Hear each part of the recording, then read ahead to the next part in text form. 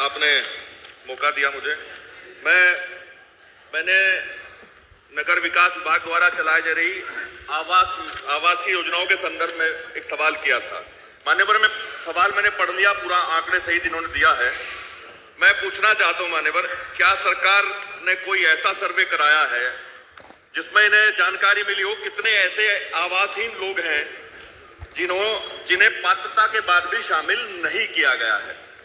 एक दूसरा सवाल और है मान्यवर, जिन पात्रों को किन्हीं कारणों से अब तक चयन नहीं किया गया, क्या सरकार भारत सरकार की गाइडलाइन के आधार पर प्राथमिकता पर सर्वे कराकर इन्हें शामिल करने की योजना बना रही है? मान्यवर, गरीब आदमी के ये बड़ी दिक्कत है। 2011 की जनगणना के आधार पर ये सब करते हैं। अब कितना समय हो गया मान्यवर, जो उस समय बच्चे थे वो बड़े हो गए और बड़ी दिक्कतें, लोग सभासदों के, अधिकारियों के चक्कर काटते रहते, उन्हें आवास नहीं मिल पाता। और बहुत सारी शिकायतें ये भी है मान्यवर, आपने अगर कोई टीम बनाई हो तो बहुत अच्छी बात है। बहुत सारी शिकायतें हैं, वो पैसे ऐसे दे करके गलत तरीके से, गलत रास्ते से लोग मकान हासिल करते हैं, उसमें रहते नहीं, उन्हें गरीबों को ही किराए पे देते हैं, जिसे डबल तरीके से गरीबों का शोषण करने का काम किया जाता है। क्या इस संदर्भ में भी कोई जांच आपने कराई है?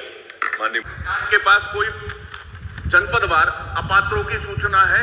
इनके पास जानकारी है कि कितने लोग अपात्र हैं? चूंकि गलत माध्यम से पात्र को अपात्र किया जाता है। इसके लिए भी कोई जांच समिति बना करके जो गरीब है, जिसका हक बनता है, उसे मकान मिलना चाहिए। मैं जानता हूं अकेले जनपद मुजफ्फरनगर में 1000-1200 लोग हमारे शहर में ऐसे हैं जिन्हें मकान नहीं मिला और धर धर की ठोकरे खाने का काम कर रहे हैं। गरीब की सुनने का काम करें, कोई सूची हो तो बता दें। अधिष्ठाता महोदय, नियम 56 में हम लोगों ने गलत बिजली के बिल के मामले में आपसे निवेदन किया है। मान्यवर, बिना किसी रीडिंग के बिजली का बिल भेज दिया जाता है। अगर मीटर फूक जाता है तो उसे बदलने के लिए पसीना आ जाता है किसान को, नौजवान को, जो भी शहर में या गांव में रहता है। आप उपभोक्ता बड़ा परेशान है। मैं कई प्रकरण आपके सामने लाया हूं। मेरे विधानसभा क्षेत्र के गांव कुल्हेड़ी की सम्मो नाम की महिला, जिसका बिल लगभग 98,661.06 इतना बिल आया, उसका बहुत गरीब महिला है, विधवा महिला है, दे नहीं सकते बिल्कुल भी। मान्यवर, बड़ी खराब स्थिति है। एक नौजवान लड़का दीपक धनप्रकाश जी का लड़का है, दीपक लखान गांव का रहने वाला है, उसका 45,000 का बिल आया। बार बार कहा गया ठीक करने के लिए, तो कोई ठीक नहीं करता। हाँ, ठीक भी हुए हैं।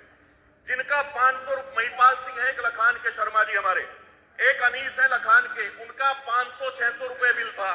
दोनों का 40,000 बिल भेज दिया, 39,000 बिल भेज दिया।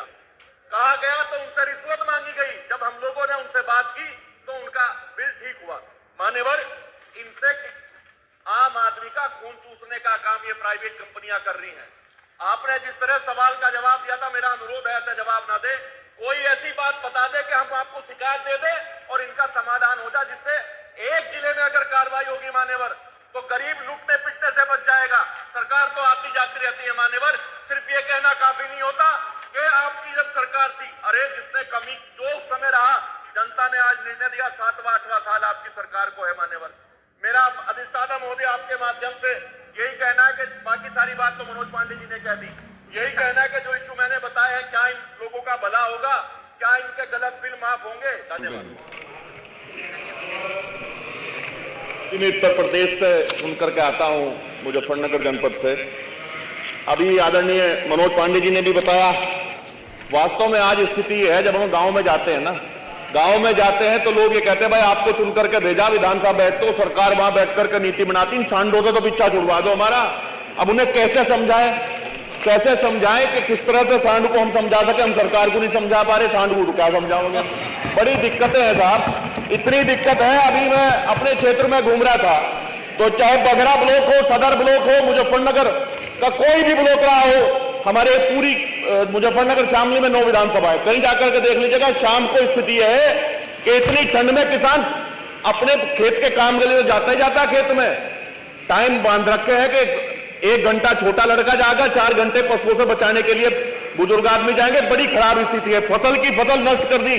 चाहे मेरे क्षेत्र के नसीरपुर का मामला हो साहब, चाहे लड़वा का मामला हो, शामली का मामला हो, जनपद शामली का, हमारे प्रसन्न भाई भी उस दिन आवाज उठा रहे थे, इन्होंने चीख निकलवा दी किसान की। एक तो महंगाई लाभकारी मूल्य मिल नहीं पाता।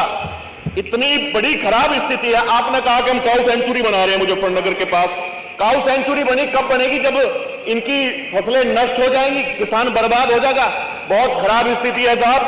आप देख लीजिएगा सीतापुर का मामला, फसलों को हुआ नुकसान, ग्रामीणों ने विद्यालय में बंद किए पशु, आवारा पशुओं को किसानों ने पकड़वाने की मांग। लखनऊ का मामला, ताकतवर किसान को परेशान किया पशुओं ने, बेजुबान पशुओं ने। ये स्थिति है। ये मैंने जानकारी ली है, चाहे मुरादाबाद का मामला हो, सहारनपुर मंडल का मामला हो, मेरठ मंडल का मामला हो। मान्यवर, एक बात कहना चाहता हूं, हम लोग, हमारे बड़े बुजुर्ग कहते हैं कि 7 जन्म होते हैं। अगर सरकार में बैठे हुए आदमी को किसी का जन्म परिवर्तित हो गया ना, ये सांड और ये मिल गए, ये दुखी भी है, परेशान भी है, तो पटक पटक के मारेंगे जब आदमी बनेंगे, बता रहा हूं साहब।